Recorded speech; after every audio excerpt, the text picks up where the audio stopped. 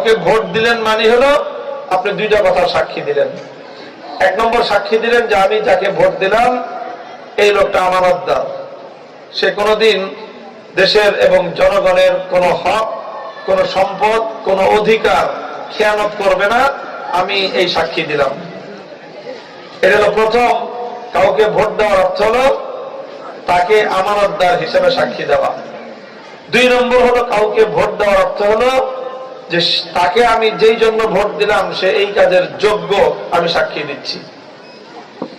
কাজেই আপনি বিবেক দিয়ে চিন্তা করবেন যাকে আপনি ভোট দিচ্ছেন তাকে আপনি আসলে যোগ্য মনে করেন কিনা এবং সে আসলে আমানতদার কিনা।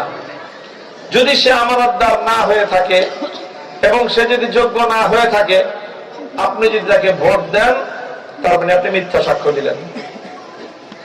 আর যদি সে যোগ্য হয়ে থাকে, আমানতদার হয়ে থাকে, তাহলে আপনি তাকে সত্য সাক্ষ্য দিলেন।